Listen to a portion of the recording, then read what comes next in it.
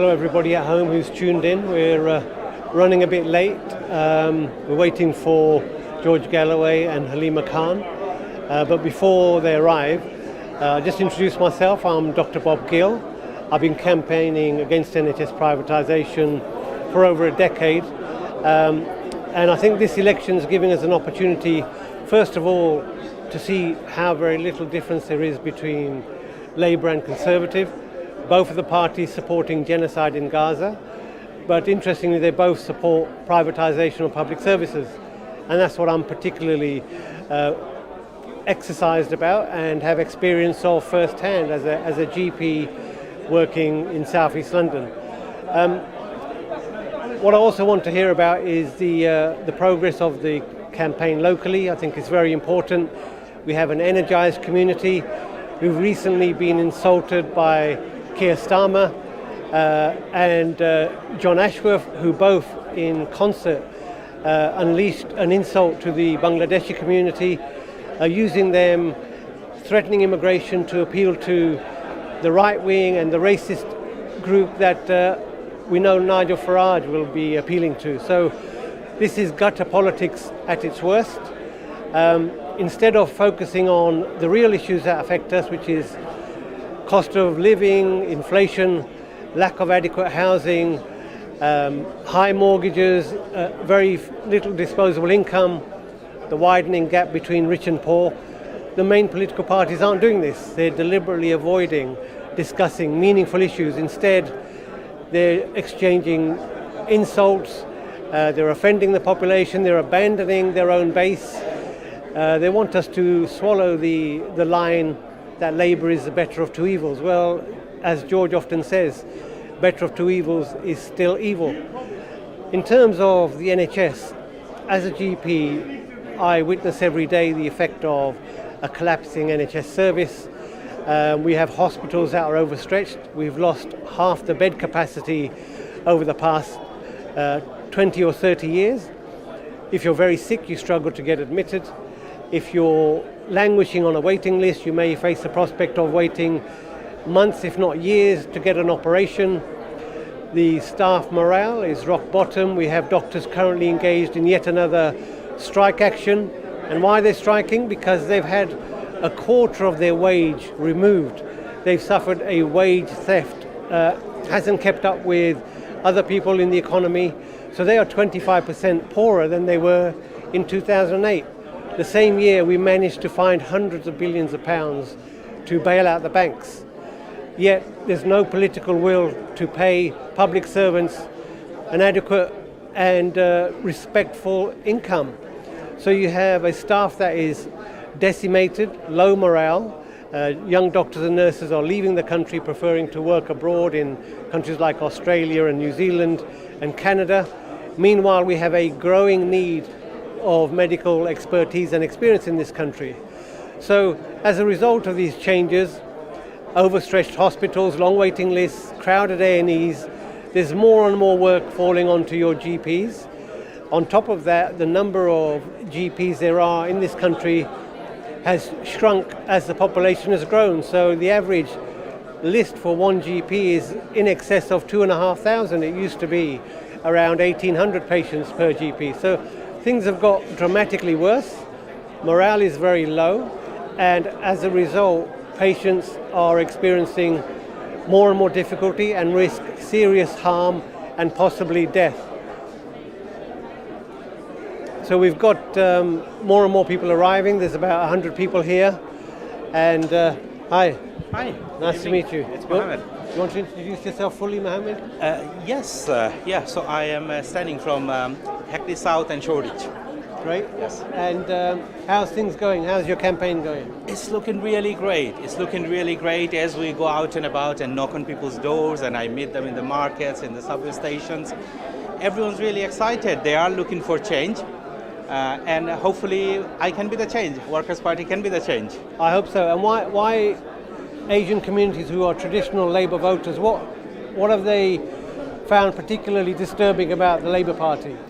Well, traditionally we have for generations we've been Labour voters, and even our ancestors always told us, we vote Labour.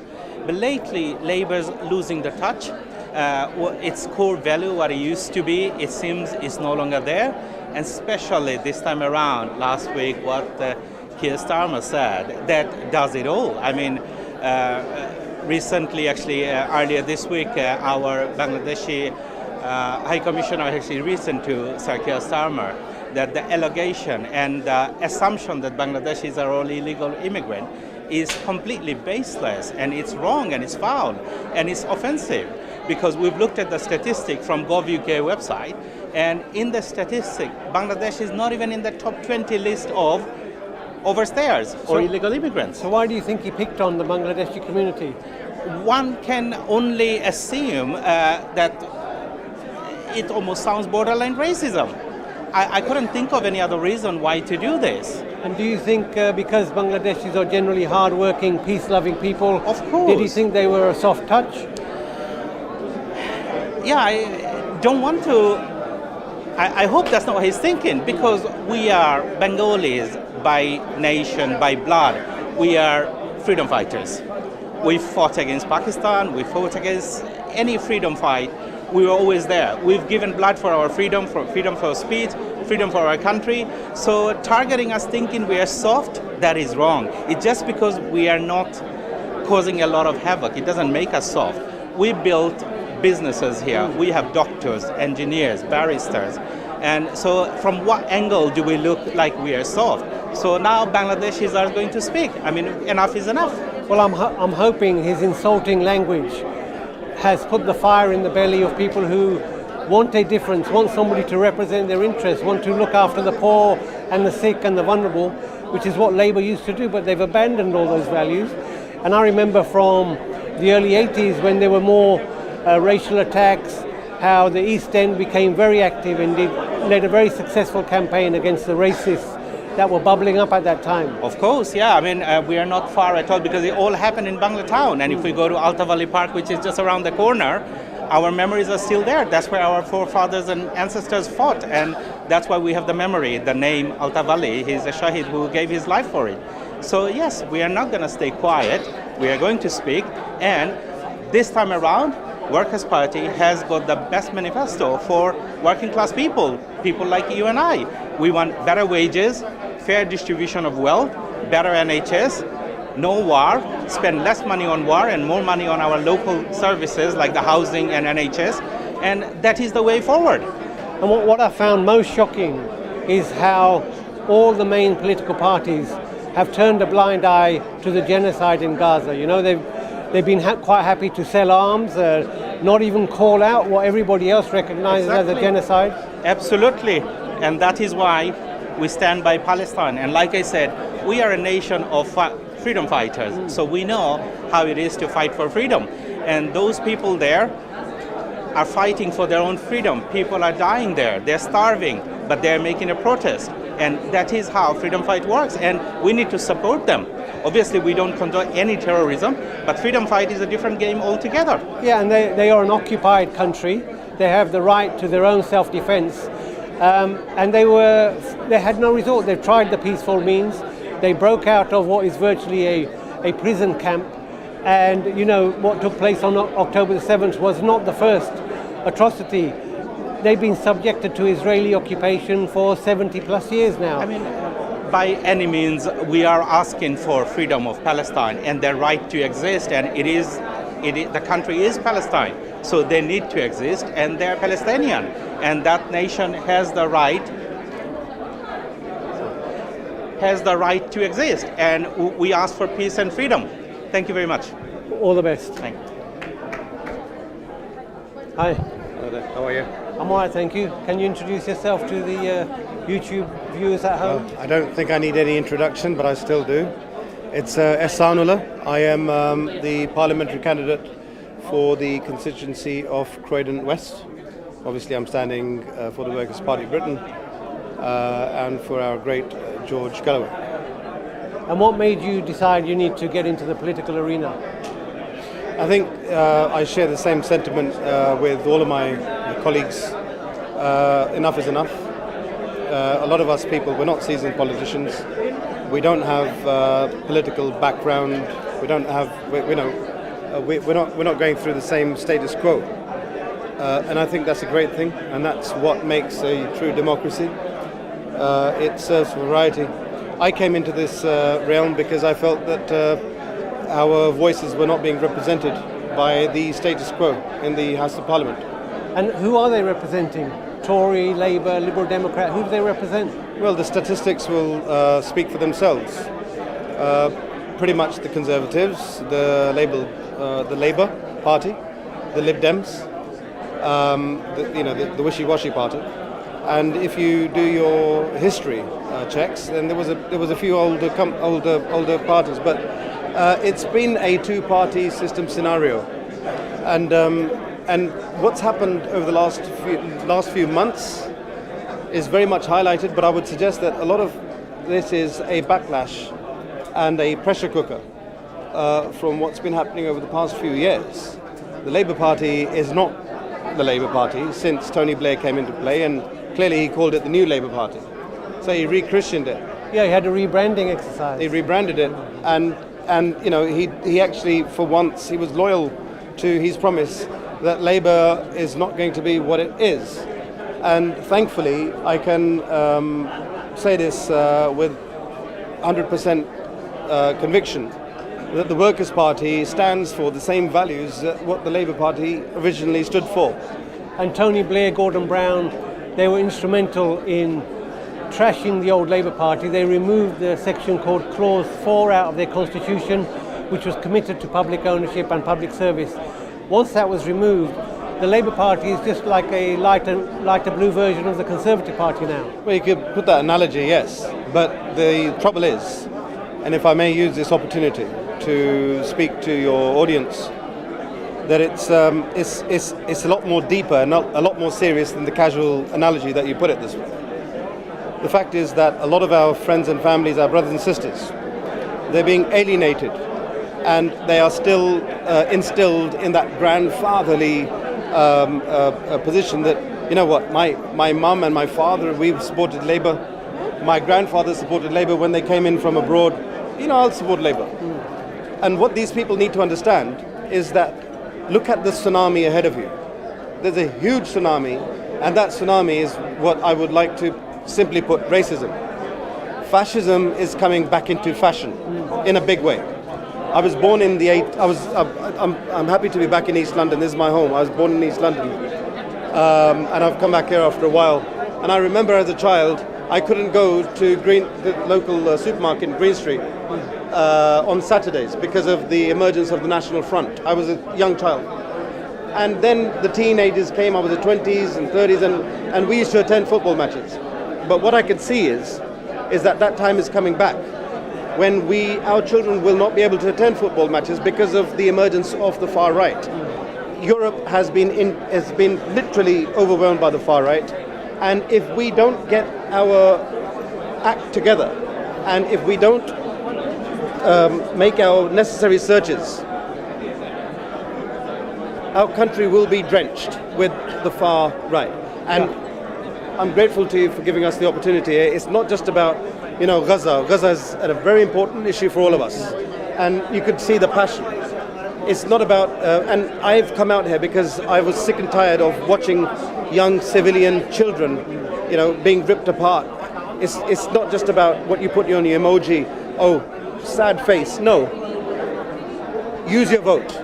In my case, I've given up my day work to come out here and vote. Good on you, yeah. It's our battle against the status quo. It's our battle against racism. It's our battle against fascism.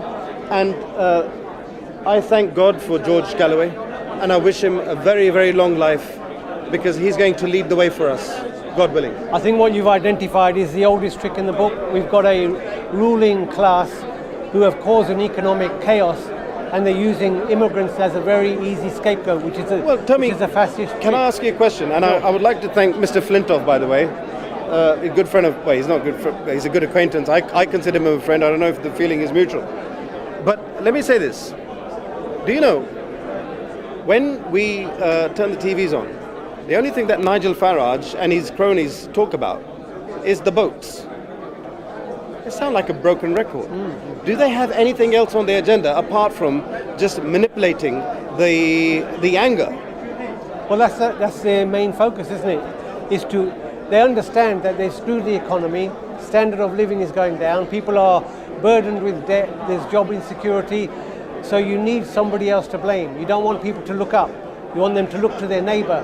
So divide and rule is a very common and successful tactic. I don't want to use certain terms here out of respect, because you guys will be asked to take them out. But I'm sure your audience has quite a high IQ.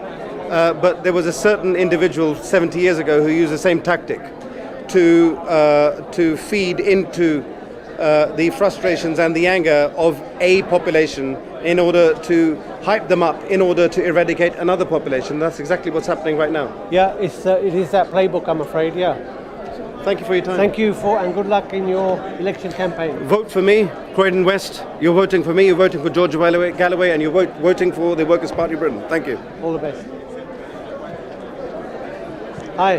Hello. Nice to Hi, meet how you doing? I'm Bob Gill. What's your name and what are you up to today? My name is Dr. Mohammed Shahid. Nice to I'm meet you. standing for Erith and Thamesmead.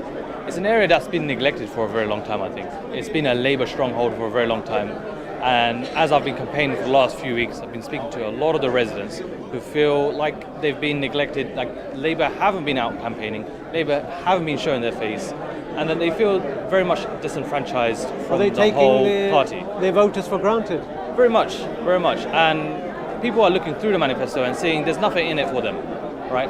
Here in South East London, in Erith and Thamesmead, it covers quite a range of people from lots of different backgrounds. And a lot of the residents feel that it's not actually fitting them. The transport links are quite poor and there's very low investment. People are worried about the high amount of crime. Knife crime is skyrocketing, things like thefts, and the police are underfunded. So there's a whole big feeling actually in South East London, in Erith and Thamesmead, that more needs to be done. We need real change. And that we've had Conservatives for a long time with austerity, ranking up taxes and not giving the public services that we need. And you mentioned public services. What have you noticed in particular with the health service that makes you frustrated and wanting to get politically active? Yeah, so me, I'm a qualified dentist. I graduated in 2019 at King's College University, and from the onset I've seen what the effect of COVID has done. Now, what I've noticed is actually it's been used as an excuse by the government higher up to remove services from the public, giving low access to people and making sure that actually people don't get the urgent treatment they need. Now, Labour in its manifesto has tried to kind of alleviate this by offering 700,000 urgent appointments, but again, that's a slap in the face for every patient, because the real problem is that we can't get registered with NHS dentists, and they're very much privatising it. And Labour aren't helping it. They're not trying to reverse the privatisation of our NHS, especially dentistry. The other thing is what we've noticed is that things like our hospitals, the local one is Queen Elizabeth Hospital, that is very much run down, underfunded, and then talking about how they don't have enough nurses, right? They're hiring agency staff which are costing 4 times that amount, but the long-term retention of doctors and nurses is at an all-time low.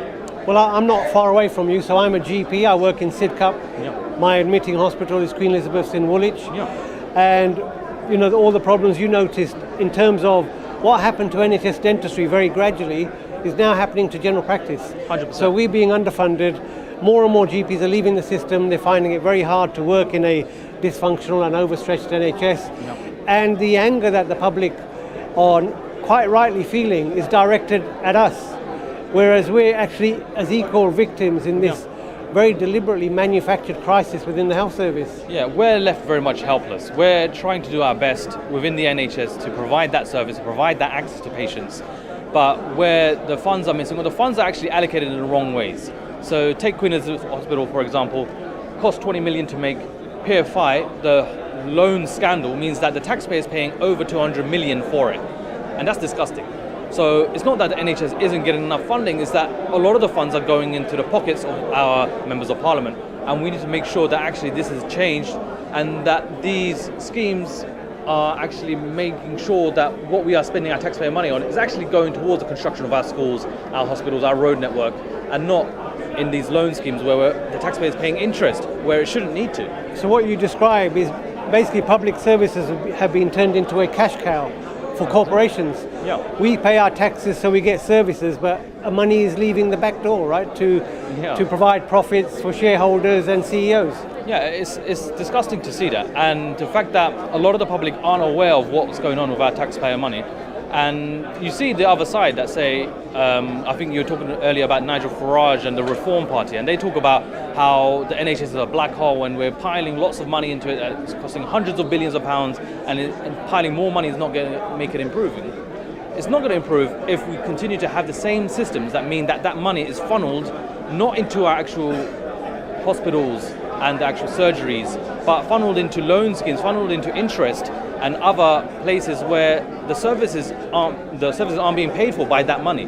Well, the analogy I've used on occasion is to compare the NHS to a human being which is infested with tapeworm parasites. Yeah. The solution to that human who is now starving to death is not more food. You need to get rid of the tapeworms first. Exactly. And the tapeworm of PFI financing, outsourcing to private contractors. Yep. Everybody is feasting on the body of the NHS, Yep. and that money isn't getting to the workforce to provide the care. 100%. The other thing I've specialised in is also over the last year, I've been doing a PGC, which means I've been teaching in secondary schools. And so what I wanted to see is how is the education system faring in our climate? And what I've noticed is that I was teaching science and we didn't have the funding for science experiments. There wasn't enough funding for school trips. A lot of the children were going hungry. And so the same thing goes with our NHS, our hospitals. The same thing is happening with our schools, that they're being systematically defunded to make the lives of teachers difficult, to make the lives of head teachers, because they have to make the difficult decision with the minimal funds that they have, whether they're going to allocate it to more books or school trips, when actually this shouldn't be a decision. They should be able to have all of these things. Our children's lives are our future. And they're trying to teach children who are hungry, as you described. Yeah. You can't concentrate on the lesson when your belly's rumbling, and that's what people are being asked to do. Yeah, it's actually a disgusting state of affairs. And if we continue to vote as we are, if our people continue to just... actually, in my area, there's a big number of people who don't vote. Last time, 2019, the number of people who didn't vote was over 20,000 people. And actually, the Labour government, they got their seat with less than that. So what I say to people as I'm going out canvassing is, look, for every person who say they think they can't make a difference, every single vote counts. Every time you go out there and voice your opinion, voice what you want, it's not even about voting tactically anymore. You've got to have your voice, you've got to take your vote and make sure that what you want is what you want in your representative. Your representative as the Member of Parliament is the person who's going to be actually speaking for you in Parliament to get the changes that you need. Well, I think you hit on a big issue there. Apathy is our enemy, and I'm hoping you the best of luck in your campaign. No worries. And hopefully the people you're speaking to will come out and vote for you. Thank you very much. Have a good day, all right? Cheers. Hi. Come along, I'm Dr. Bob Gill, and introduce yourself to the camera and far away. My name is Imran Arshad, Yeah. and I'm standing in constituency of Walthamstow with George Galloway's Workers' Party. And how's it going? How's the campaign been going? The campaign is going very well. People are fed up from the Labour, my area, especially they promise a lot of things, but they never fulfill any promise. So broken promises. Is there any other issue that they're disappointed with Labour about? There's so many. Yeah. One of the brother issue as well. Yes. The brother issue, promises broken. They have their own, what you call the parking issues and local issues. They block a lot of roads into the Labour. This is Labour council basically. They block a lot of road. People find and the business is suffering from that. So poor public services, businesses closing down, and the whole austerity agenda. Labour aren't going to make any difference, are they? No, not going to make a difference because they're going to do the same agenda what it is already before. We've got to terminate. Sorry about the short interview. Good luck with your election. Thank you.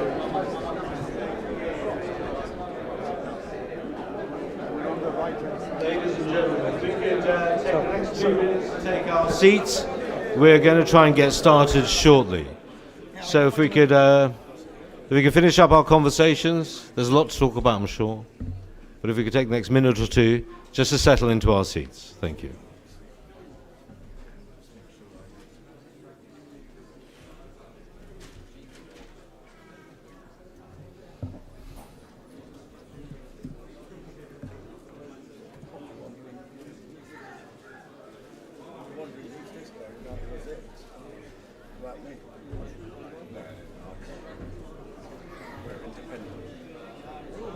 Is everyone here?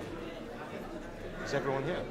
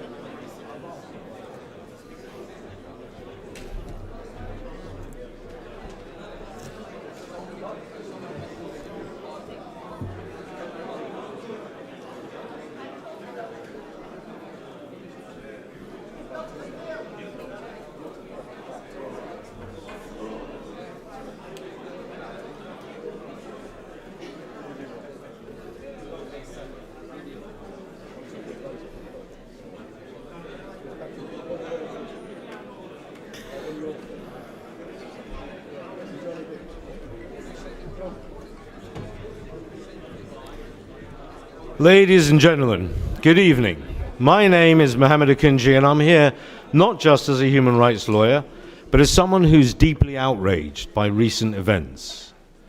As a former independent candidate for this very constituency, I'm committed to confronting injustice head-on. So we're here today in direct response to Keir Starmer's disgraceful comments made last Monday during a hustings organised by the Sun newspaper. His targeted attack on the Bangladeshi community in the context of deportation is nothing short of appalling. This community, which has stood by the Labour Party for over 50 years, deserves far better than to be once again scapegoated for political gain. Our community's misplaced loyalty to Labour has been stretched beyond all limits, first by Starmer's shameful support for Netanyahu's regime in Israel, and now by these contemptible remarks. And we say enough is enough.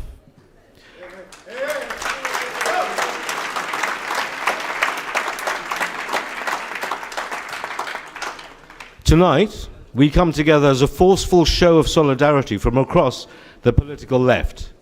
We're here to declare unequivocally that dog whistle politics will not be tolerated. The Labour leadership's descent into such moral bankrupt tactics is a stark reminder of just how far the Labour Party has fallen under Starmer. Such bankruptcy cannot go unchallenged. Tonight, we'll be hearing from some incredible speakers, all of whom represent an alternative to voting for Starmer's Labour, a party who lost the moral right to your vote, unfortunately, a long time ago.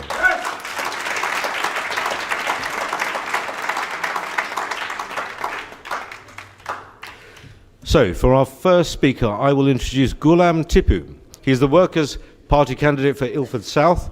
Ghulam is a multi-skilled and widely experienced politician, having started his political journey in Italy as a trade union leader, graduating to becoming the only ethnic minority Italian councillor representing Italian nationals in London. Please put your hands together in warm welcome, Ghulam.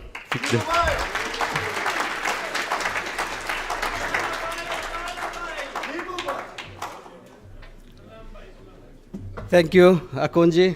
It's really a pleasure and privilege to speak in front of all these nice people today. So mostly I try to speak Bengali because other speaker will speak in English. I hope all of you understand, maybe mix of English and Bengali. I'll try. I can do Italian as well. Anyway, so we know that this area is labor supporting area. So আমরা generation after generation আমরা লেবারকে vote দিয়ে আসছি, but আমরা আজকে এই ইলেকশনকে সামনে রেখে আমরা রিয়েলাইজ করতে পারছি যে আমরা কাকে ভোট দিলাম এত বছর, জেনারেশন আফটার জেনারেশন। আমরা কে আমাদের রাজনৈতিক অভিভাবক। আজকে এমন একটা সিচুয়েশন সৃষ্টি হয়েছে, স্যার কেইর স্টারমার উনি ওনার বক্তব্যের মাঝে আমাদের যেভাবে আবান্ডন করছে আমাদের এই বেঙ্গলি কমিউনিটিকে, তো এখন বাংলাদেশি কমিউনিটি এক ধরনের রাজনৈতিক অভিভাবক ছাড়া হয়ে গেছে। এই অবস্থার মধ্যে আমাদের সামনে অল্টারনেটিভ হয়ে আসছেন independent, some independent, potential independent candidate and some candidate from Workers' Party of Britain. আপনারা জানেন George Galloway, 37 years in Parliament on and off. So he has founded this party few years ago, and this is first general election for Workers' Party of Britain. Workers' Party of Britain founded to replace Labour for the future. So bear in mind, আমাদের এতদিন আমাদের সামনে কোনো alternative ছিল না। আমরা যে লেবারকে vote দেব না কাকে দেব? সুতরাং এই কাকে দেব এই প্রশ্নের উত্তর হলো ওয়ার্কার্স পার্টি অফ ব্রিটেন এবং some constituency we supporting independent like mister Ajmal we supporting this seat to him, and like any other independent like East Ham and Ilford North, etc. So we will work together to give an alternative to the society, one part of society that made vacuum by the Labour Party.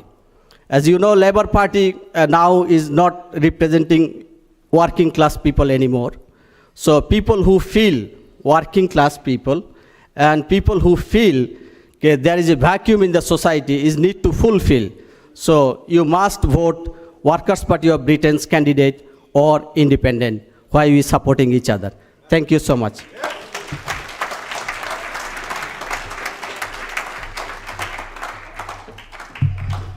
Kind words from Ghulam there.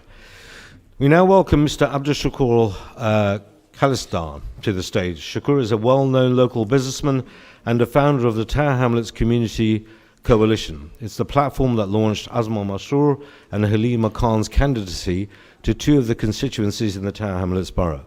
So, without any further wait, Mr. Shakur, the stage is yours.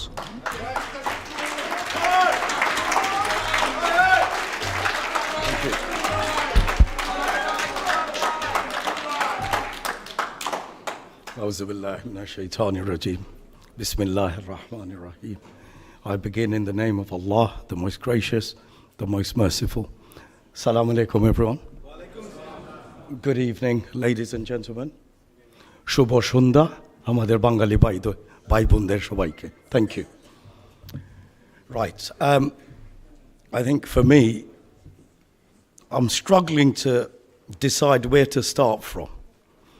The 7th of October, or from the day when this government, this country, the UK, our government, handed over somebody else's land to a third person, borrowed words from George Galloway, by the way. We can start from there, or we could start from... So the beginning for me is with the end. Free, free Palestine! Free, free Palestine! Free, free Palestine! 1, 2, 3, 4. Occupation no war. 1, 2, 3, 4. Occupation no war. 1, 2, 3, 4. Occupation no war. Now let's do the other one. 5, 6, 7, 8. Thank you. We say no to all forms of terrorism. What? Resistance is not terrorism. What is the one thing every international terror group has in common? Israel. That's the... Israel, Zionism. Get it out there. I'm going to use that one next time. Come on. That's it.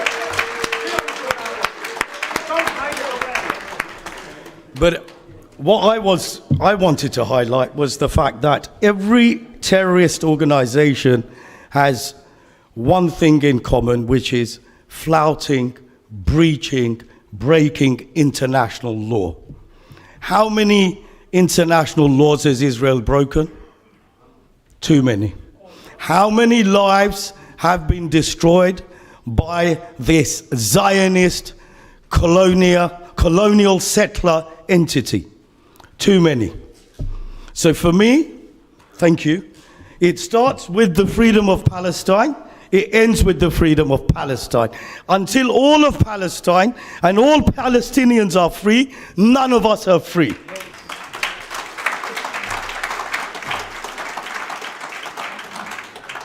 So for me, it was very simple. When our incumbent MP, Rushnara Ali, come on guys, you got to do better than that. Boo! What are you mentioning her name for? Free press. Zionist dude! Thank you, Rumal Bhai. I think when the incumbent MP decided to ignore all of us, put her career before the wishes of her constituents, that is when I thought to myself, something needs to be done. And when, what's the name of the other stooge? The one who said Israel has the right to cut off electricity for... Thank you. Thank you. I think the list is endless, the list of expletives. Thank you. I think for me, it was at that point, like most of you here, I decided we need to give these guys a bloody nose at the ballot box. That's right. So, the 4th of July is a significant day, a significant moment for all of us. And I'm not referring to the American Independence Day. I think 4th of July is the declaration of the people's determination to establish peace, justice, and freedom for all wherever they are oppressed.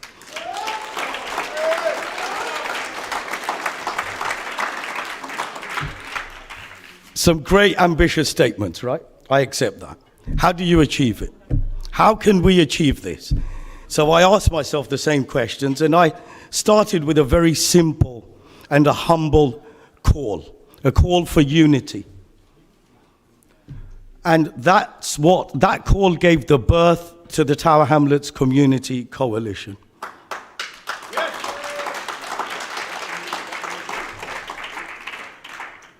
It wasn't an easy call. It wasn't an easy journey. The journey isn't complete. The membership base is growing. Our reach is widening.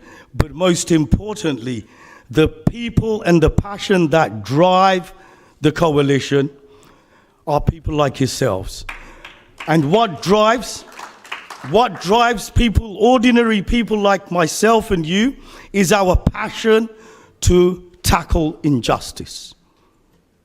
So with that, we made a humble call, and everybody, it seems people are now responding.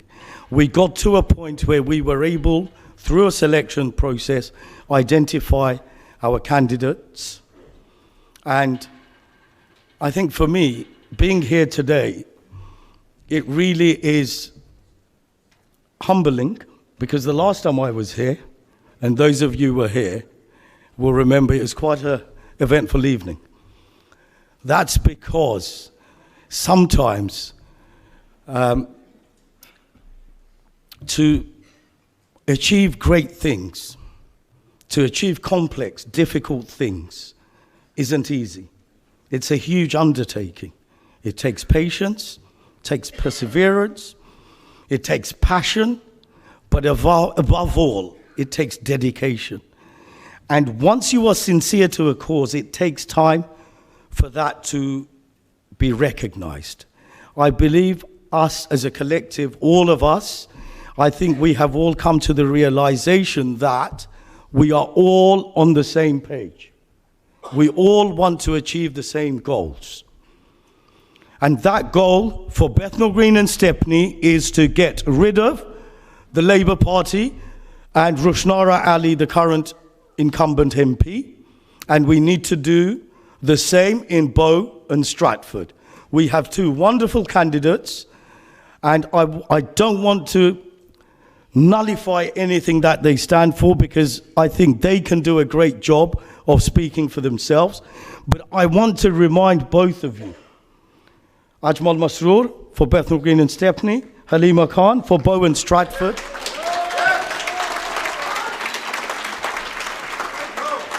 My reminder is you both have a tremendous amount of work to do.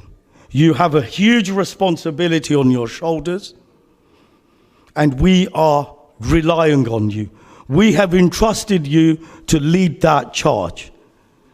And we will be with you. You will find us every step of the way for as long as you are true and dedicated to that cause. Otherwise,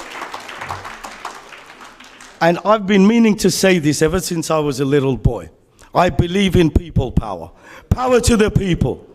So if you fail to deliver on our objectives, then we will not hesitate to remind you that the power lies with the people. We have time and again been let down.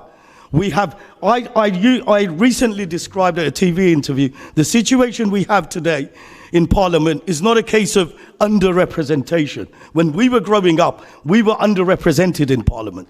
Today we are consciously misrepresented.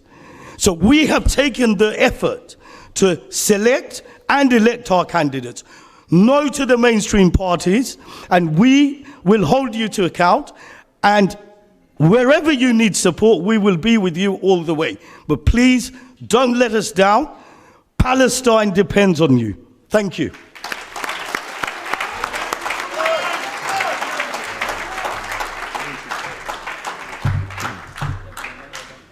Thank you very much, Mr. Shakur. He reminds us that 4th of July is US Independence Day. I don't remember who said it, but what they did say was when America sneezes, Britain catches a cold.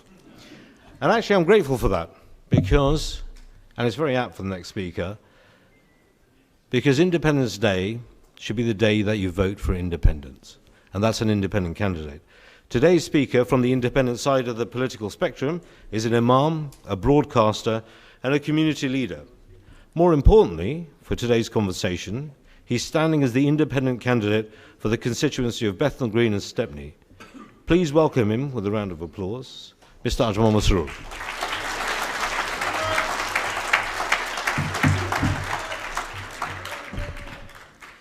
Thank you very much for your kind introduction, Akunji. And thank you very much, Shukur, for laying down the foundation on which I can give you my thoughts and share with you what I'm thinking. Ladies and gentlemen, let me begin by greeting you all first with my customary greeting. Assalamu alaikum wa rahmatullahi wa barakatuh. May peace and blessings of God be upon you all, and good evening. We're all born free, and our freedom should never be taken by anybody, nor should it be played with by anybody. Our liberty and our rights are being eroded by successive governments, not only in the UK, but around the world. Our life and our property are being stolen, or we are being denied of it. Our honor and our dignity are being trampled upon.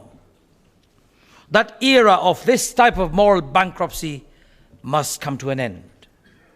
And we must begin that struggle, that movement, that desire to be free, yearning to have independence, true independence.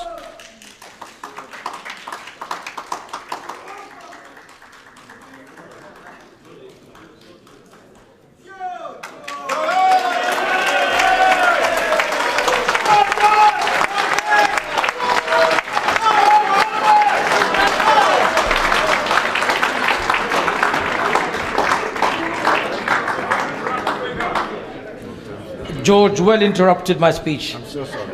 I'm just joking. Thank you. Welcome to the stage, George. Ladies and gentlemen, another round of applause for him. Well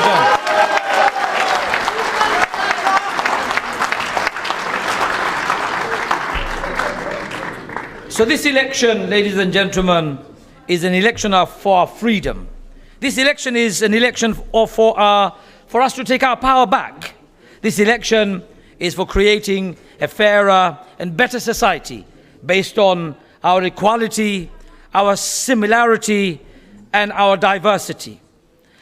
I never thought in my lifetime I would ever watch a genocide unfold right in front of me on my phone. I never thought I'd ever see children being blown up into bits by aircrafts and bombs and artillery fire going in every direction. I never thought in my lifetime I would see mosques churches, schools, hospitals, refugee camps, bombed indiscriminately. I never thought I would see it live on my phone. I've lived through the wars of Bosnia. In fact, I traveled from here to Bosnia with aid convoy, only to see the remnants of the war. Never saw the war live. But what we saw with our own eyes, ladies and gentlemen, was a genocide perpetrated right in front of our eyes. And yet our political leaders, many parties, intellectuals and pundits and media was too shy of calling it a genocide. In fact, none of them are prepared to call it a genocide because they just think if they call it a genocide, somebody will withdraw their funding and their money. What a shame. It is a genocide, nothing but genocide. Everyone is calling it a genocide. And when I'm knocking on doors and when I'm talking to people, and when I say what's happening to Palestine, without a shadow of a doubt, I'm yet to find a person who wouldn't call it a genocide. In fact, today, I knocked on someone's door. A lady from West Indian background opened the door. She looked at me, she goes to me, "What do you want?" I said to her, "I don't want anything." She goes, "Why did you knock on my door?" I said, "To introduce myself." And she smiled and she goes to me, "I'm already taken." I said to her, "It's okay. I'm married too. I am looking to speak to you about the upcoming election." She goes to me, "Please don't tell me you're from the Labour Party." I said, "I'm not from the Labour Party." She goes, "You're not from the Tories because you're brown." I didn't want to say anything in return. I didn't say anything. I said, "Okay." Then she goes to me, "Surely you're not from the Lib Dems." I said, "In the past era maybe, but not anymore." So she goes to me, "What do you want?" So I said, "I am an independent candidate." She goes to me, "Give me a leaflet." So I gave her my leaflet. She goes to me, "Tell me, why are you standing?" So I told her, "Have you heard of Keir Starmer?" She goes, "Yes." I said, "Have you heard of Keir Starmer calling to deport Bangladeshis?" She goes, "That means 60% of my local neighbors will be gone." We were having a laugh because she saw the funny side of what was being said to her. But ladies and gentlemen, it was not funny when we heard Keir Starmer say what he said, singling out Bangladeshis. In fact, in the beginning of May, I said that this guy is being racist. He's attacking and singling out our community. And yet our communities have shown and demonstrated a deep-seated love and loyalty for the Labour Party. It's about time we change that.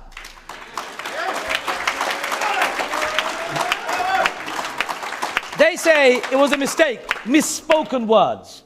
Misspoken words, you do it 4 times in a speech, somebody needs to give you an elocution lesson. 4 times you don't do misspeaking. Yes, misspeaking, I understand. Ashworth, a few days later says the same thing. It's not misspeaking, ladies and gentlemen. It was deliberate attack on the Bangladeshis. Who is next? My Somali neighbors are thinking they're next. Don't worry, ladies and gentlemen, it's not going to be Somalis or Bangladeshis. It's going to be Keir Starmer next.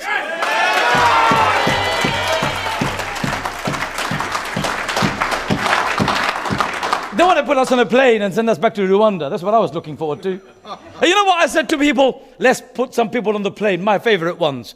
Boris, Priti Patel, Swallow Braverman, Rees-Mogg. Put them all on a plane and send them to an island with one-way ticket. Let the Farage too. That's the icing on the cake for them, right? He needs to go to the north. I'm sure. Put them on an island, but I was denied that privilege by Keir Starmer. He's now wanting to send me back to Bangladesh. How silly. He thinks Bangladesh is a safe country. Amnesty International has said it's not a safe country.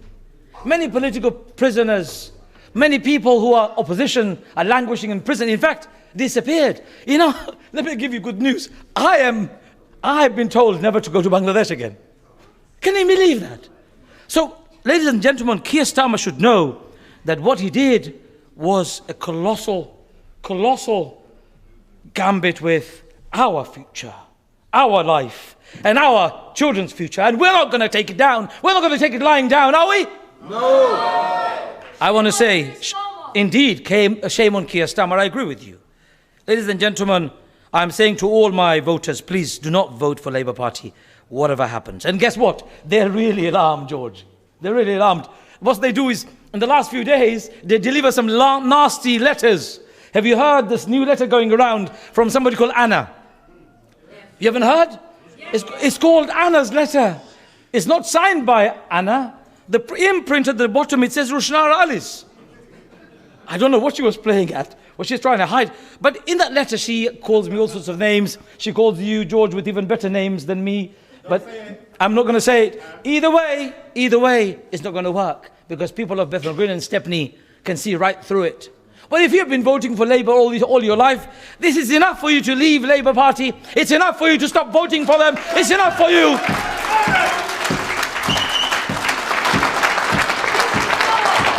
It's enough for you to boycott Labour Party once and for all. Boycott Labour Party, ladies and gentlemen. Stop voting for them. Boycott them too. I know some of you love Labour Party here. Forgive me. I know some do. A very good. No, that's what I like. No, we don't. No anymore. No anymore. Well, there you go. Thanks, Shakur. Ladies and gentlemen, I decided to. So I was at home. A group of people approached me saying, "Would you like to stand? We think we need to do something about the atrocities unfolding in Gaza." And I said, "Yes, I will stand if only you can create a community coalition and then come together and select somebody or elect somebody." And of course, we were going on our normal pace, but then Rishi Sunak got the wind of it and decided to call for a snap election so that none of the independent parties would be ever ready to fight an election. But we are ready, aren't we? Yeah! We're going to win, aren't we? Yeah! Well, Rishi Sunak and Keir Starmer, you'll have to see how many of us win, and we'll show you how to rock the parliament with the right voices, with the right choices. Ladies and gentlemen, we can win. Let me finish by saying something very simple. My father came to this country in 1956. He struggled very hard to make ends meet. You know, my grandmother told me a story that made me cry. She said to me, "Son, when your dad was young, I did not have enough money or food to feed them. I would go on the side of the river. I would forage around and pick up any greens I could find. I'll bring them home. I'll boil them and I'll give them with some rice and they would eat, and that would be one meal a day if I was lucky." I'm very lucky and very fortunate that my father brought me here. He came here. He worked very hard and made huge contributions to our country, the UK. UK has changed. UK has changed. You know, my father said to me, "My son, don't sell the last piece of land in Bangladesh." And I was arguing with him, "No, Dad, let's sell it." I'm just thinking maybe he was right. Maybe he was right. I should keep an insurance somewhere. But ladies and gentlemen, I don't work on that basis. This is my country. It is our country. And we're going to take it back again. And we're going to take it back on our values, on our ways, in our ways. So, in this coming election on the 4th of July, who are you going to vote for? Independent, thank you. Me too, of course. Yes, I agree. You're not going to vote for Labour, are you? No. No, we're not. Are you going to vote for Labour? No. Are you going to vote for the Lib Dems? No. Are you going to vote for the Tories? No. You're going to vote for independent. Yeah. All independent parties should win, and you should be doing it together. And finally, I was in Gaza myself a few years back when the Israelis bombed my hotel. I was in the hotel. They sent me a message, or they sent us a message saying, 30 minutes, get out. I got out, bomb fell. The hotel flattened. Somehow I crawled out into Egypt, and I wrote to Nick Clegg. Nick, do something about it. What year? 2012. He did nothing. He did nothing. I came back. I was a member of the Lib Dems at that time, resigned. I said, "You can have your membership," and left them. But ladies and gentlemen, parties tend to have a tendency of muzzling you. Parties have a tendency of restraining your freedom. They have whips, they have this policy and that policy that you must abide by. Whereas a democratically elected MP is accountable to the people. He's been elected by the people and should always be coming back to work with the people. And that's what I will do if I'm elected.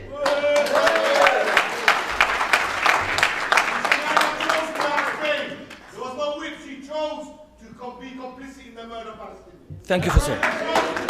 Thank you for saying that. I don't want to mention the name of that person, so it's obviously, thank you for saying it. Ladies and gentlemen, we can make our own history, we can make our own destiny like our parents did. Racism, we fought in the East End of London. We eradicated racism from what it was fashionable at that time is no longer. We fought against the thugs in Brick Lane. We fought against the thugs in Cable Street. We fought against the thugs in Cannon Downing Street, and we won. And we will win again against these establishments. We will win again. So on the 4th of July, you're going to come out and you're going to make history. We're going to have Beth McGreen and Stepney back into our own hands. We're going to have Bow and Stratford in our own hands. And we're going to see up and down the country, each and every independent party's, George's own hard work that has paved the way for many to stand and find a platform. Each and every one of you, I hope and I pray you will win and you'll make history in this country. Thank you very much.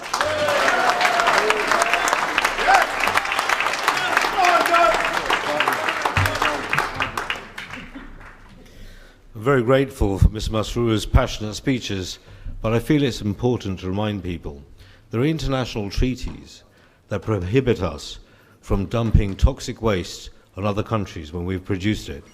So the deportation of Boris Johnson, Masroor Braverman, to any other nation is something I don't think I can commend. Our next speaker is Shahid Hussain, an accountant with extensive experience with the Citizens Advice Bureau and with his own self-funded charity. Aptly, the charity is the Ethnic Integration Society. He's with the Workers' Party and he's the candidate for Hackney South and Shoreditch, and brings a wealth of experience in national election campaigning from Bangladesh itself, where he managed to mobilize an amazing 500,000 people. Ladies and gentlemen, Shahid Hussain.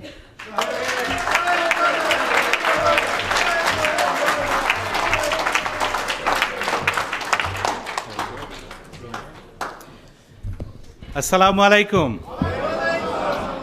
Now, good evening, Atrium. And good evening, Bangladesh.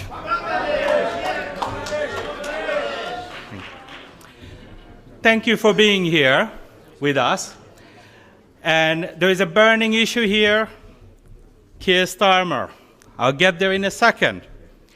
Now, we Bengalis, or Bangladeshis, in Bangla আমরা যা বলি, বাঙালি হলো বীরের জাতি। আমাদের রক্তে মুক্তিযোদ্ধার রক্ত, আমাদের রক্তে warrior রক্ত. We are the blood of warriors. We are the nation of freedom fighters. So don't take us lightly. Keir Starmer, you did wrong. For generations, we've fought for our rights.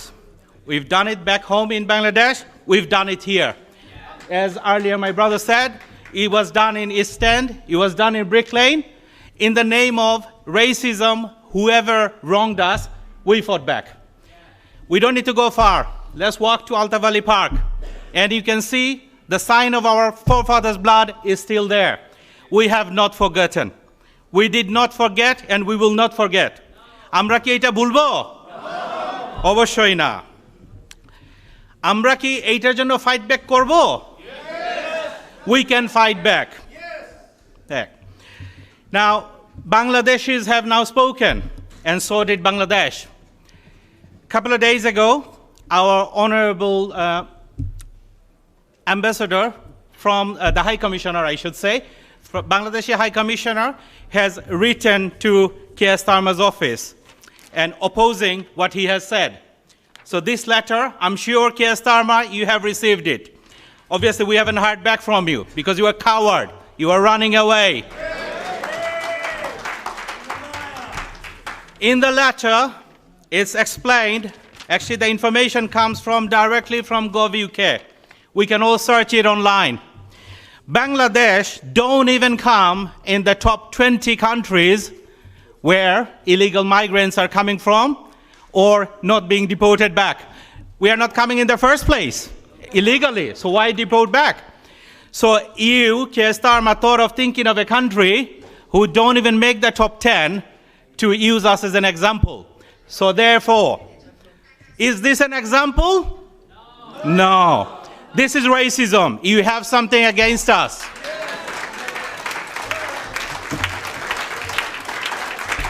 Thank you.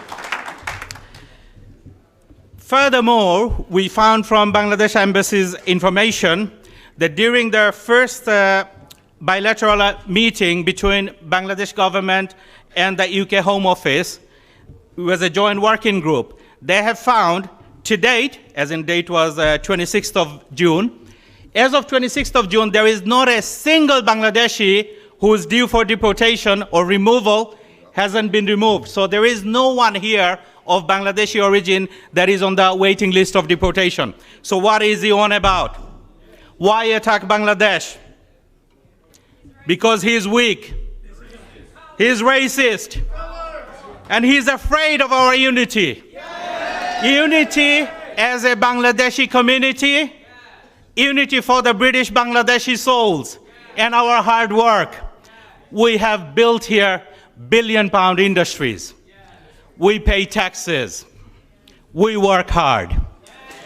We have doctors, engineers, barristers, accountants, politicians. We have great souls here originating from Bangladesh. And we've been here for many generations. This is our country. This is my country. Who are you to remove me? I tell you, Mr. Keir Starmer, you are not the lion you think you are. You do not represent Great Britain. Great Britain is represented by a lion. We Bangladeshis represented by tigers. We are tigers, and when we are British Bangladeshi, we are tigers and lions all at the same time. You are a mouse. You have no right to say anything against Bangladesh.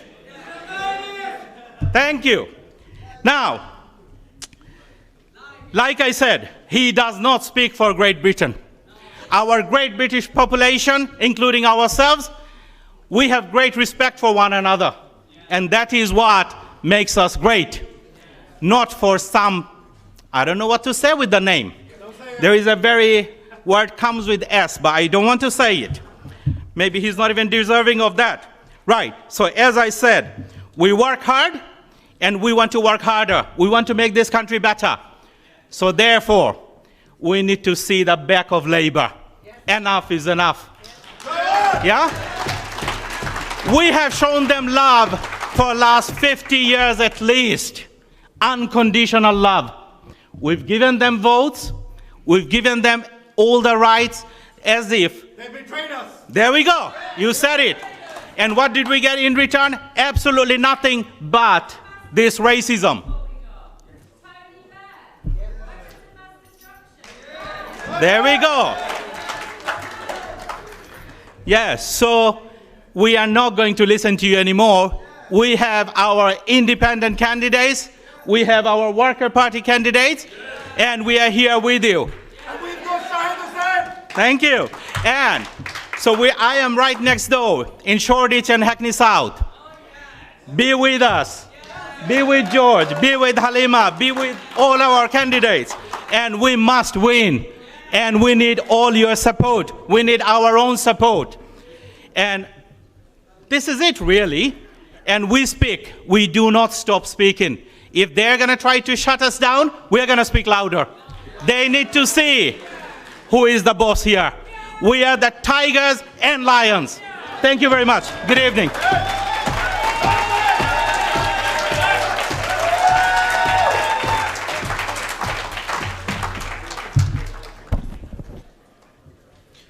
There is speak of tigers and lions, mammals even. But what is the actual creature that hides in the dark, away from your sight? And I've got to hand it to you. That's better than what I was going to say. He's stole your thunder. Well, he's welcome to it. Take the podium, my friend. Anyway, we'll move on from that broken metaphor. It's now with great enthusiasm and honour that I have the privilege to introduce a remarkable candidate, Miss Halima Khan. Who's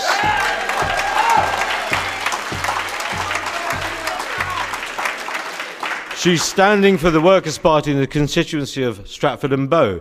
Halima is a beacon of dedication and passion, driven by a commitment to serve the community both here and on the global stage.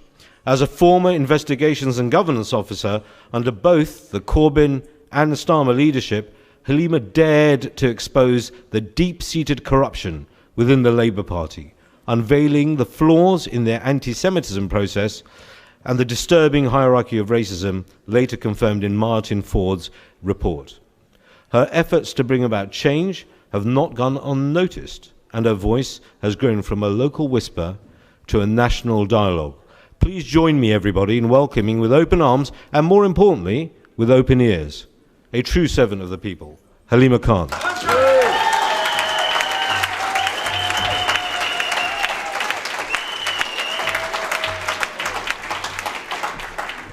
Assalamu alaikum, everybody. Oh, I am quite tall, so I'm going to have to move the mic a bit.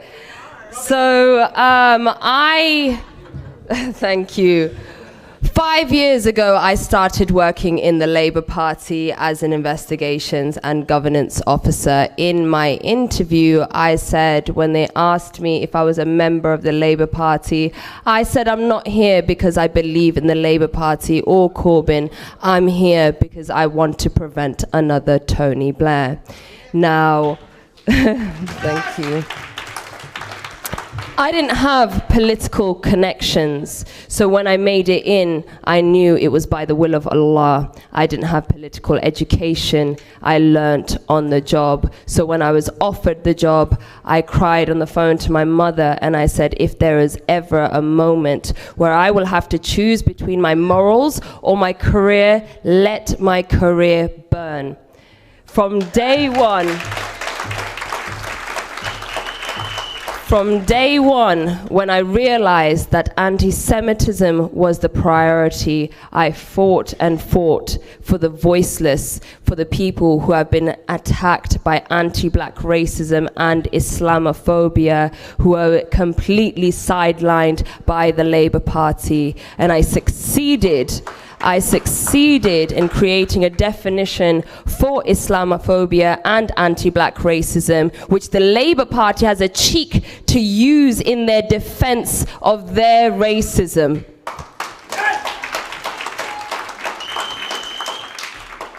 It was in 2021 when the war on Gaza was going on and I was investigating Newham Labour. Now, what I saw in Newham Labour was one of the worst levels of corruption in entire London region, amongst other constituencies. When I saw the dossier where children were being followed on their way to school, whilst children in Gaza were being bombed, for me, the two issues, the issues in Newham and the issues in Palestine, I could not separate that. So I was elected as chair of the BME staff network, and the Labour candidate against me was under me. As I was chair of all BME staff, the parliamentary staff was included. So as her former chair, I say to her, sit down. Yes!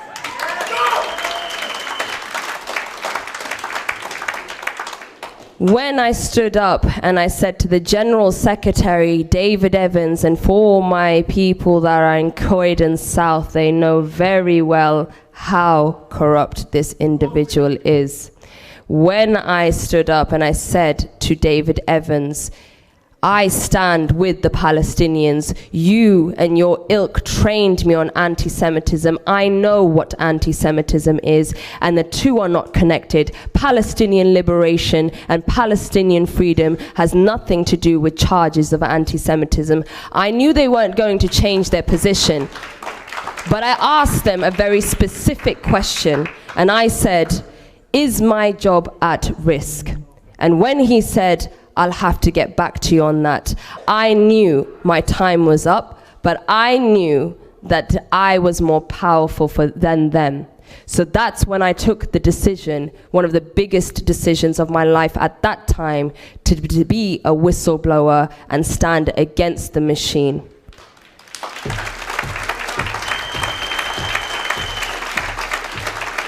So a year and a half ago, the Labour files released, and it was based on the biggest data breach in British political history. And what it exposed was the connections that we already knew, but of the Israeli lobby influencing selection processes, but also having the powers that they do in the Labour Party. And in another episode, it exposed the hierarchy of racism and the corruption in Newham Labour.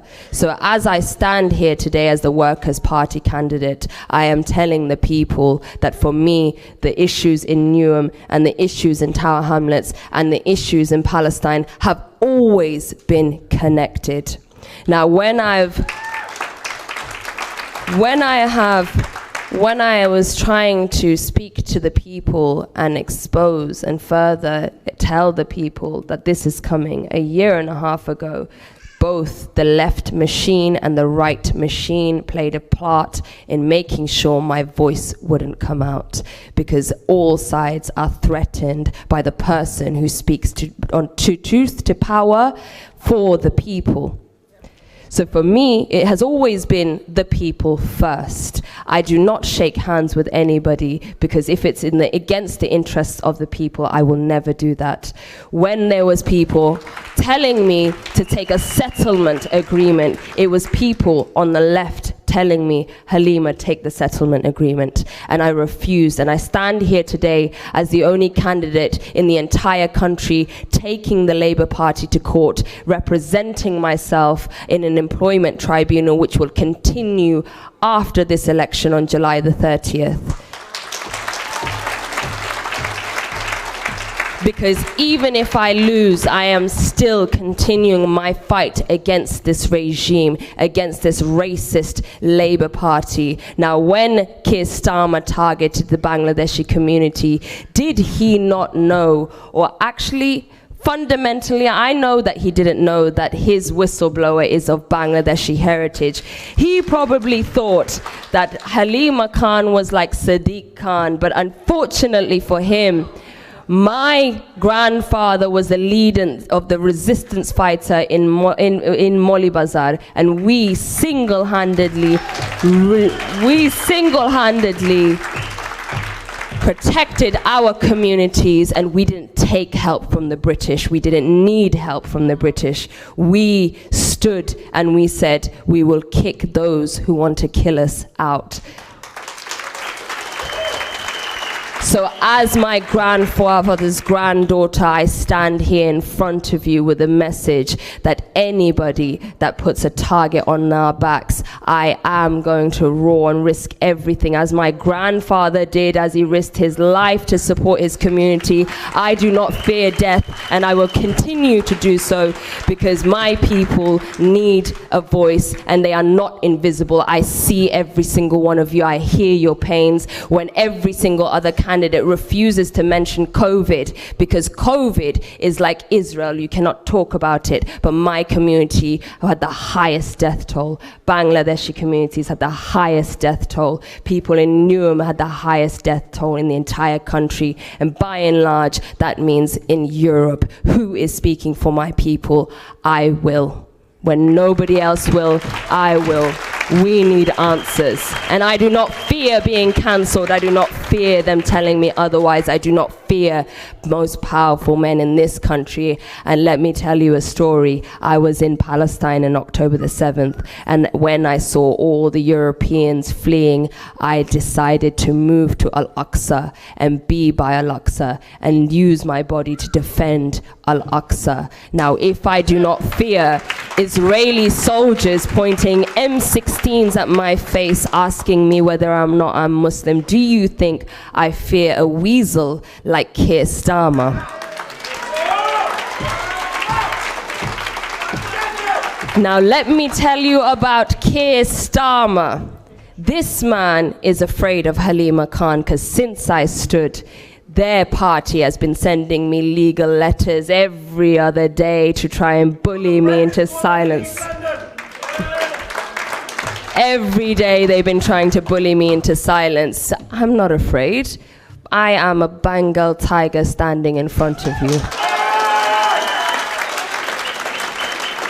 When Malcolm X talks about the foxes and the wolves, I face the foxes under the left and I face the wolves under the right.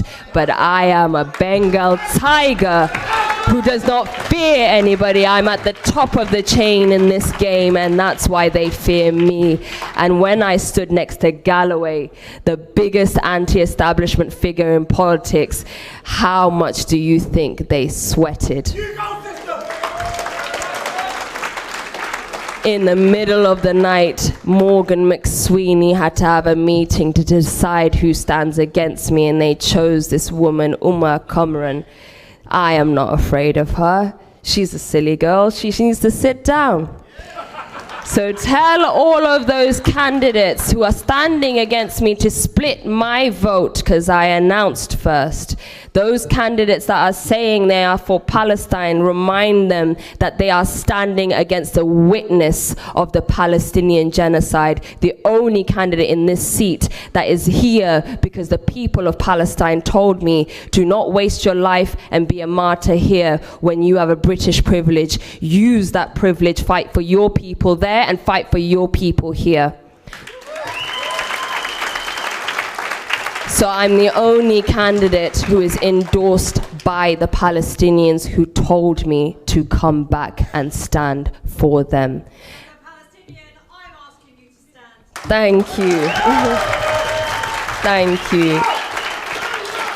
So as I said, I will, when you give me the honor of having the parliamentary privilege, there is no better candidate in Stratford&Bow that will fight for people in Newham, Tower Hamlets, and all the way to Palestine. From Newham to Bow, Labour has to go. Thank you.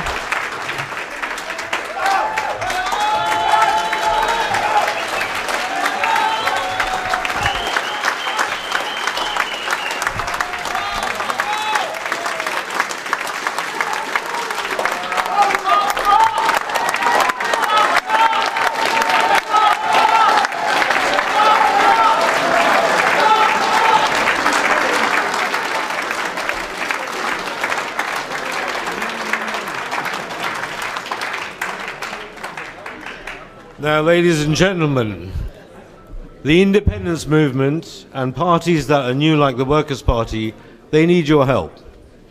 They're up against a machine that's over 100 years old. That machine has been collecting data on you, your parents and your grandparents, and been putting them to work in order to win elections and take your vote for granted. Outside, when you leave here eventually, not soon, there's a boards out there so that you can sign up to help before the election with canvassing, campaigning, phoning around. If anyone has heard things that they want to support here, and I believe most of you have, then please do sign up on the boards outside. In the interim, we're going to now introduce Barrister Atiur Rahman. He's well known in the community. He has a few words to say, and he's one of the founders of the THCC, the Tower Hamlets Community Coalition. Assalamu alaikum. Just 1 minute, please.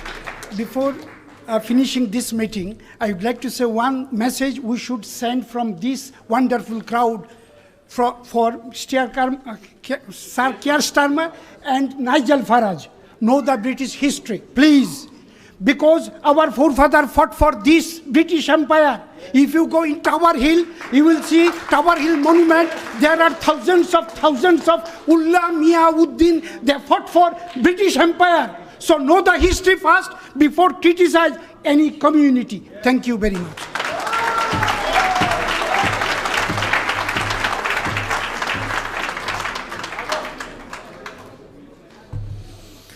Now, ladies and gentlemen, it's time to introduce our last speaker, and it's my immense privilege to introduce a man of unwavering conviction, extraordinary eloquence, a distinguished figure in the British politics, who's devoted his career to the championing of the cause of justice and equality both at home and abroad.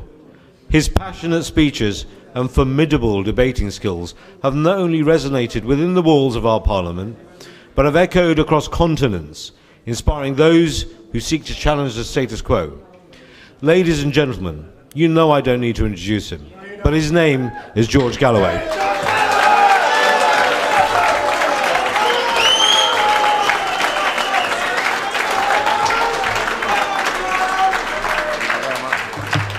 Bismillah ar-Rahman ar-Rahim.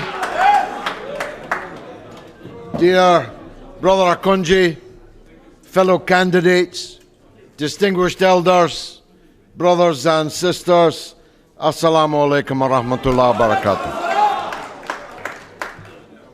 An Englishman asked me today, where would we be if we didn't have all these immigrants? I told him, well, you'd be out of the European Football Championship. That's for starters. Some people, you mentioned them, distinguished elder, mentioned them a minute ago, Nigel Farage. He thinks there's too many black and brown people in this country. He wasn't saying that in the 94th minute when Jude Bellingham's overhead kick saved England's bacon all over again. Somebody asked me outside, why did Keir Starmer launch an attack on the Bangladeshi people in Britain? I told her maybe he thought your flag was a target. But I'll tell you what, it's the worst mistake he's ever made in attacking the Bangladeshi people in Britain. The most law-abiding, the hardest working, the most successful of all the immigrant communities in Britain. Someone said they had built £1 billion business. They've built a 4.5 billion per year industry in Britain. And if it wasn't for the fact that hundreds of them, thousands of them, are at work right now and will be at work until 1 o'clock or 2 o'clock in the morning every night, this hall, which is already packed, wouldn't have been big enough to hold the angry Bangladeshi people in this East End of London. Anna had some words to say about me, Ajmal tells me. I haven't yet seen Anna's communication. Rushana, maybe. But I have history here. Exactly 20 years ago, and I see some of my friends from then in the audience this evening, I was selected to be the Respect candidate in Bethnal Green and Bow against another Labour traitor, Una King, who had voted to massacre what turned out to be 1 million people in Iraq. She complained, why are you standing against a black woman? I said, you voted to murder millions of people blacker than you, and you did it on the orders of Tony Blair. You did it because your career mattered more to you than the blood of the Iraqi women, the blood of the Afghani women, the blood of all the women that has been shed in this last 20 years. And children and men. Don't forget the men scrambling in the rubble in Gaza, trying to dig their own children dead out from underneath the debris. I stood here 20 years ago and I defeated Labour in one of the most historic election results of the last 50 years. And I did it with you. I did it with you. Miss Anna is maybe too young to know that on the back of that election result, we elected more than a dozen councillors here in Tower Hamlets. We put through a referendum so that the Tower Hamlets people could directly elect their own mayor. That was us that did that, Anna. The last time I was in here was with His Worship the Mayor, Lutfur Rahman. When Labour were trying to destroy him, I came here to stand by his side.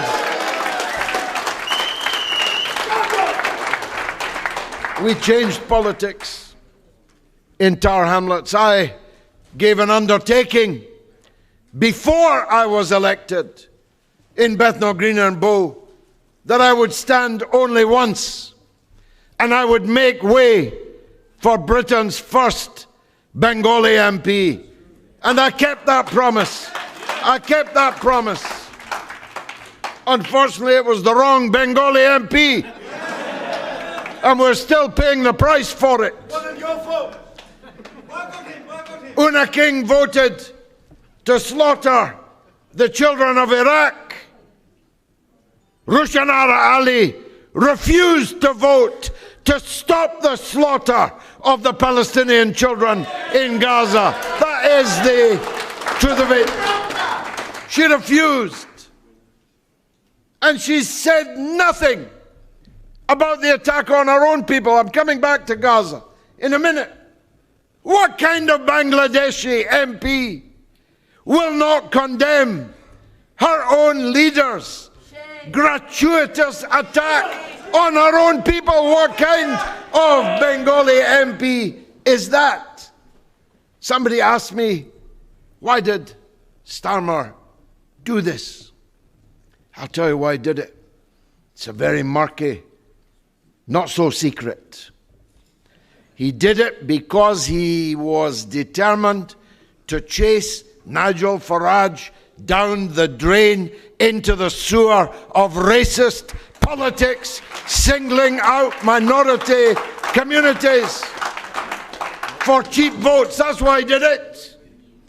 It wasn't clumsy. You liar, Starmer. You didn't misspeak. As Brother Ajmal said, you said it 4 times.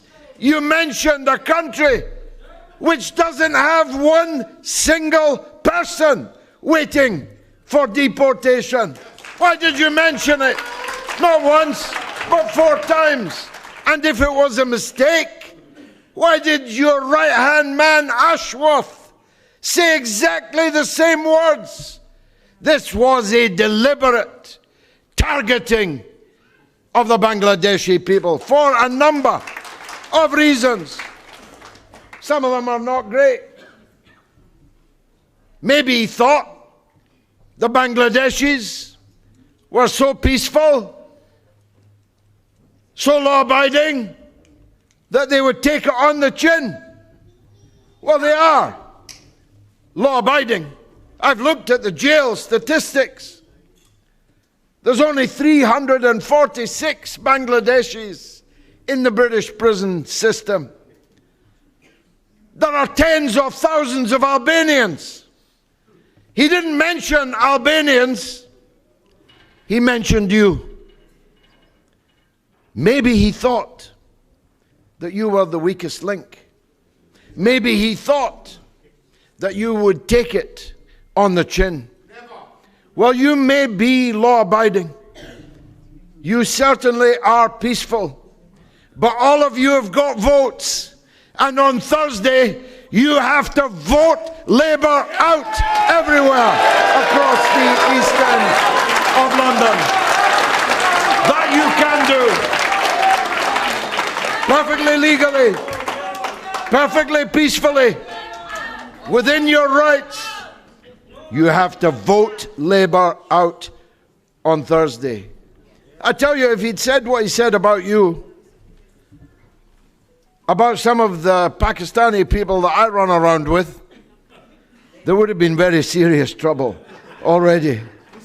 Labour councillors that pretended to be Pakistanis, Labour MPs that pretended to be Pakistanis, they would have been forced to resign on their own doorsteps by a large crowd of angry constituents.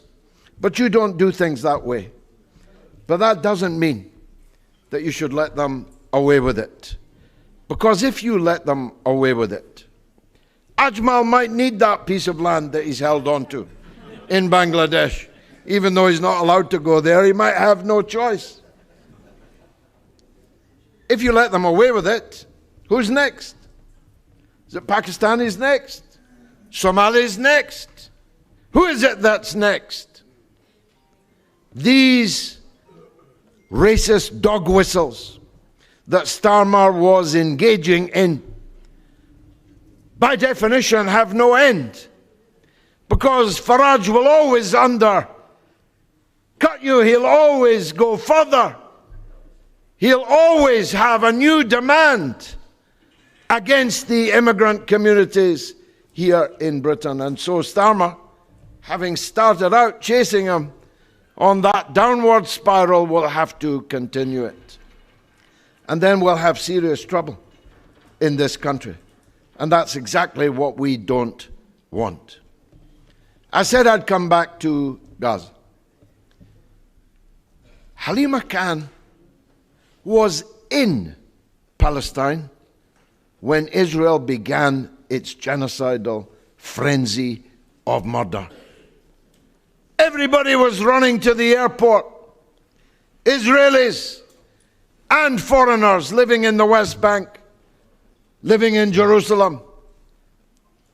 She tore up her ticket and decided to move into the old city right next to the Al-Aqsa Mosque.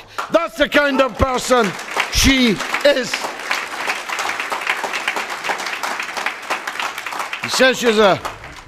Somebody says she's a Bengal tiger. She's a Sher Khan of a tiger. She's a mighty, powerful tiger that will fight for you in Parliament if you elect her. The people in Gaza have been betrayed by Labour exactly as Una King betrayed the people of Iraq. It wasn't the Tories that invaded Iraq.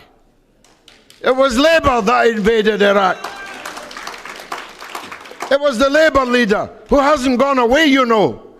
Starmer is Blair. Blair is Starmer. They are the same people, the same thing. And so, yes, two cheeks of the same. You know what, I don't want to say in this delicate crowd. And so, you have an opportunity on Thursday to achieve two things. You can stand up for the people of Gaza, and you can stand up for Bangladesh. That's not a bad offer. 2 for 1. I just want to say one last thing, because I've been looking into this, trying to puzzle what it is they've got against Bangladesh. Then I discovered that Bangladesh has joined the legal action against Israel at the International Court of Justice.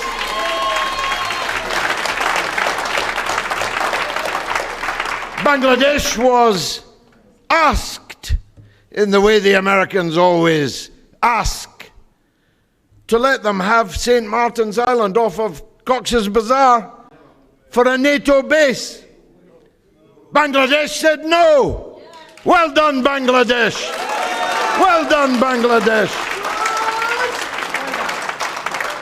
And on all these demonstrations, over this last 9 months and much longer ago, going right back 20 years to when you elected me here in this very place, the people of Bangladesh origin in Britain are amongst the most faithful of all the people to the great causes, to the big cause, the cause of justice. And Halima quoted Malcolm X, who said that he prefers the wolf to the fox because the wolf doesn't make any pretense about what he's going to do. He's going to eat you, destroy you, while the fox appears to be smiling. But his intentions are exactly the same. That's the real difference between these two cheeks, you know. one of them tells you what they're going to do, the other one appears to be smiling at you, but his intention is exactly the same. So, Brother Malcolm, as always, a source of wisdom and a source that applies perfectly to this situation. I don't know if she does smile. I've never seen her smile, Anna. But I know she laughs all the way to the bank. I know that she laughs all the way to what she thinks is ministerial office. I know that she is laughing at you. You've got the chance to elect Ajmal Masroor with all the passion that he showed you here this evening. You have the chance to elect this Sher Khan. My brothers from Croydon, Ahsanullah says the British Pakistanis stand with their Bengali brothers in the face of this attack.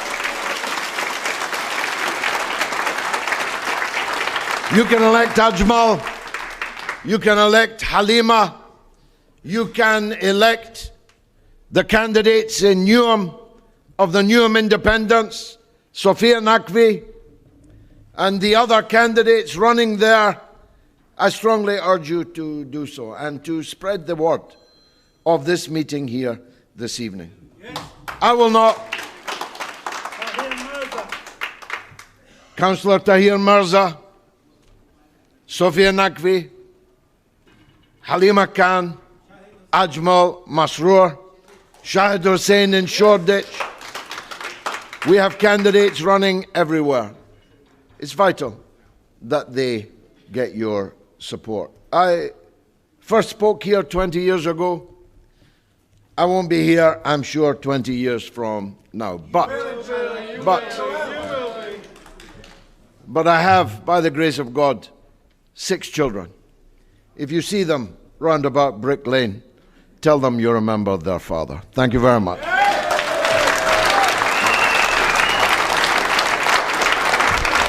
On your feet, people. This is a man who spent 50 years speaking the truth to a parliament that has no conscience. What you have seen here today is the very conscience of parliament, which we need to bring back into parliament in order for it to make any sense to us human beings whatsoever. Now, Keir Starmer is not a man who acts irrationally. He is not a man who acts on impulse. For him to have spoken about the Bangladeshi community in the way he did, it was calculated. And I'd imagine that it's calculated because, yes, we have many people in our community who are tigers, but we also have many who are tapeworms. And they are crawling to doors right now for the likes of the Labour Party candidates. People who don't care about genocide. People who don't care about their own people. And such confidence does Keir Starmer have in the tapeworms over the tigers that he can single us out in our own community, confident that he has the voter bank. Now, for you to prove that to be untrue, I'd ask you to go outside, sign up and canvass for the tigers that you've seen on stage. Thank you very much, everybody.